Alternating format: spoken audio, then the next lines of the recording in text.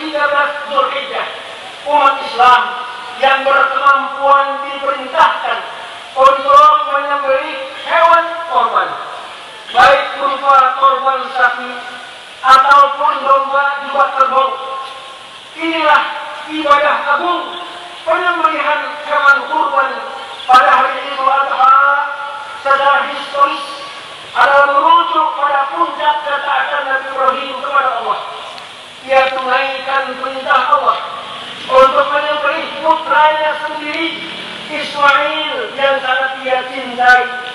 Melalui mimpi Allah perintahkan Ibrahim untuk menyembelih putra kesayangannya, putra satu-satunya yang telah lama ia menantikan kehamilannya. Sebagaimana kita maklum, sampai usia tua sekitar 90 tahun lebih baru Allah berikan putra, yaitu seorang Ismail. Mimpi yang berulang datangnya itu ia yakini sebagai titah yang harus dilaksanakan.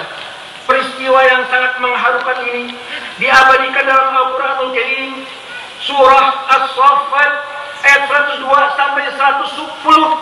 Firman Allah, "Falamma baragha ma'ahu as-sa'ya qala ya bunayya inni ara fil manami anni adbahuk fanzur madza tara qala ya abati if'al ma tu'mar satajiduni insyaallah minas sabirin."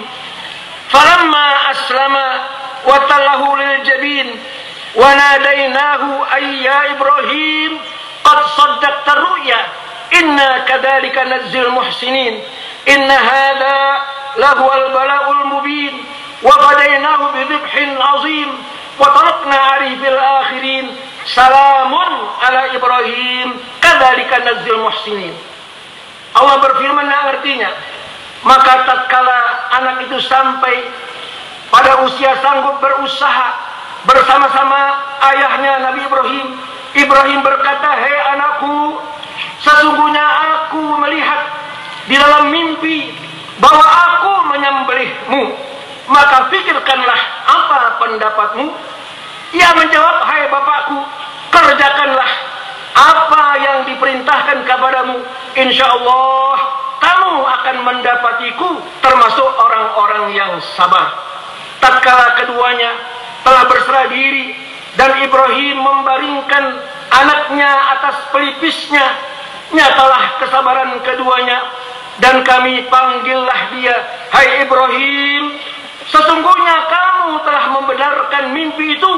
Sesungguhnya demikianlah kami memberi balasan kepada orang yang berbuat baik.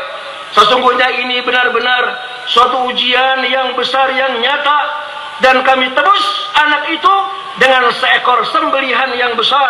Kami abadikan untuk Ibrahim itu pujian yang baik di kalangan orang-orang yang datang kemudian, yaitu kesejahteraan dilimpahkan atas Ibrahim. Demikianlah kami memberi balasan kepada orang-orang yang berbuat baik." Allahu Akbar, Allahu Akbar, Allahu Akbar, walillahil hamd.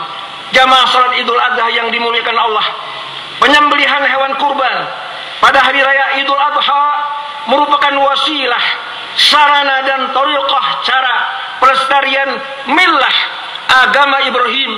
Meski sebenarnya perintah berkurban juga telah ada sejak zaman Nabi Adam.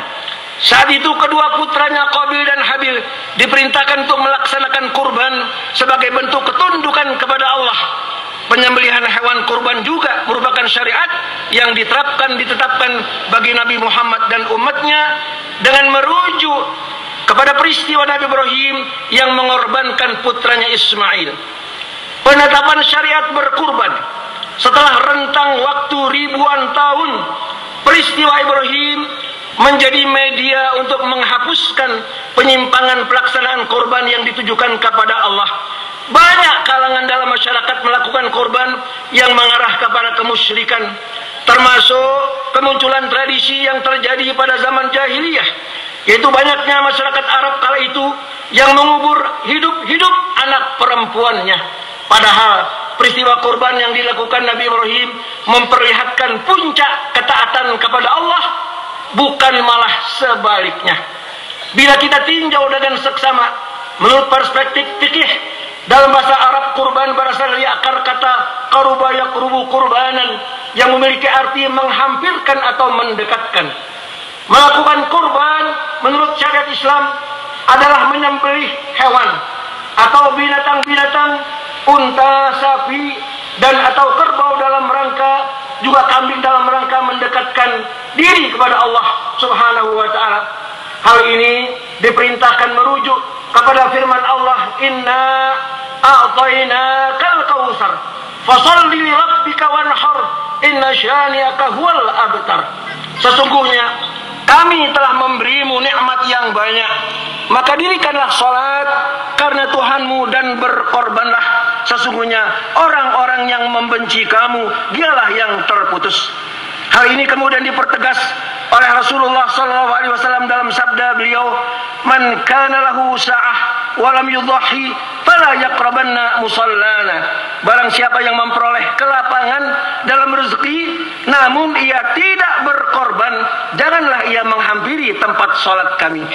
Berdasarkan dalil nakli di atas, mayoritas ulama berpendapat bahwa menyembelih hewan kurban adalah sunnah muakkadah, sangat dianjurkan bagi setiap muslim yang mampu, dan waktu penyembelihan adalah pada hari H, yaitu hari ini Idul Adha plus 3 hari tasyrik setiap tahunnya.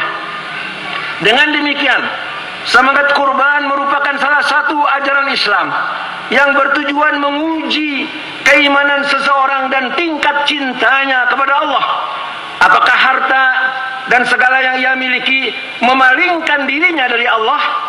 Meski sebenarnya cinta kepada harta maupun anak-anak merupakan fitrah, tapi seharusnya cinta kepada Allah dan Rasulnya diletakkan di atas itu semua.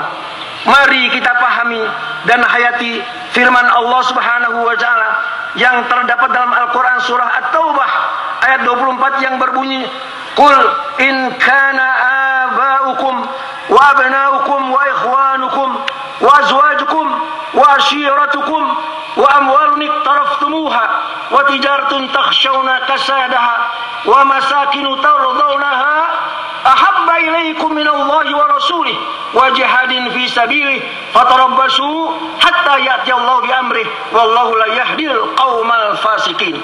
Artinya, katakanlah, jika bapak-bapakmu, anak-anakmu, dan saudara-saudaramu, istri-istrimu, kaum keluargamu, harta kekayaan yang kamu usahakan, perniagaan yang kamu khawatiri kerugiannya, dan tempat tinggal yang kamu sukai adalah lebih kamu cintai dari Allah dan Rasulnya dan dari berjihad di jalannya, maka tunggulah sampai Allah mendatangkan keputusannya dan Allah tidak memberi petunjuk kepada orang-orang yang fasik.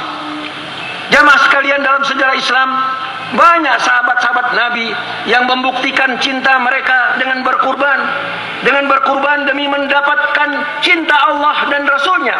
Meski harus meregang nyawa, merekalah para syuhada, para salafus soleh, dan mereka itulah nanti yang akan memperoleh derajat tinggi di sisi Rabb mereka. Sahabat Nabi Utsman bin Affan umpamanya telah mengukir sejarah awal Islam dengan tinta emas. Pada zaman Abu Bakar As-Siddiq terjadi masa paceklik yang sangat memprihatinkan. Banyak orang kesulitan mendapatkan bahan makanan, kemudian mengadukan perihal itu mereka datang kepada khalifah, dan khalifah pun meminta mereka bersabar. Namun tak lama waktu berselang, tiba iringan-iringan unta dari negeri Syam membawa gandum, minyak goreng, dan bahan pangan lainnya. Lalu Utsman membagikan gandum dan hartanya itu secara cuma-cuma tanpa presentasi seapapun kepada penduduk yang sedang kekurangan, hingga tak seorang pun yang luput.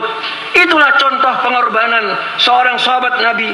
Pengorbanan itu bukan hanya sebatas seekor kambing, tetapi yang lebih penting adalah mengorbankan hawa nafsu kebinatangan yang memelihara